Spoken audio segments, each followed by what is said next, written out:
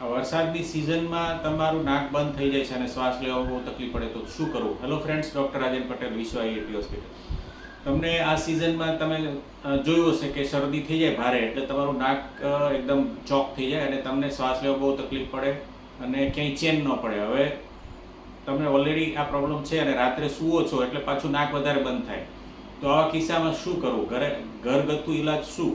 તો એના માટે પહેલાં તો તમારે સ્ટીમ લેવાની છે. ગરમ પાણીની વરાળ, એમાં તમે વિક્સ અથવા અજમા, મીઠું કંઈ પણ નાખી શકો. એનાથી તમે નાશ લો, એને કહેવાય સ્ટીમ. બરાબર, સ્ટીમ લેવાય. હવે એ લીધા પછી પણ જો ફરક ન પડે તો બીજો ઉપાય છે કે ભાઈ ગરમ અને ઠંડુ કપડું વારાફરતી અડાડો. એટલે તમારે શું કહેવાનું, ગેસ પર એ ગરમ થોડું કપડું કરી નાકની આજુબાજુ લગાવવાનું છે 2 થી 3 મિનિટ. પછી તરત બરફમાં બોળેલું કપડું લગાડવાનું છે વારાફરતી, ઓલ્ટરનેટ. પહેલાં તમારે ગરમ લગાડવાનું, ઠંડુ, પાછું ગરમ, પાછું ઠંડુ. પ્લસ હવે ધારો કે તમે સૂવો છો ત્યારે તમારું નાક બંધ થઈ જાય છે તો શું કરવાનું કે ભાઈ તમને જે ઘણીવાર કેવું રાઈટ અથવા લેફ્ટ સાઈડ વધારે બ્લોક થાય તો જે સાઈડ બ્લોક છે એ ભાગ ઊંચો રાખીને સૂવાની ટ્રાય કરો.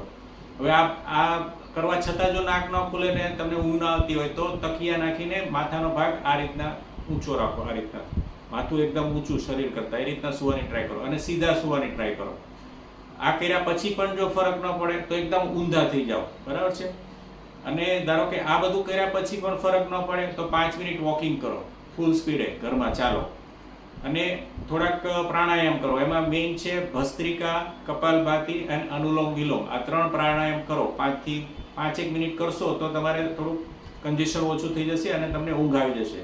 જો આ રીતનો વિડીયો તમે ગમ્યો હોય તો મારી ચેનલને સબસ્ક્રાઈબ કરો.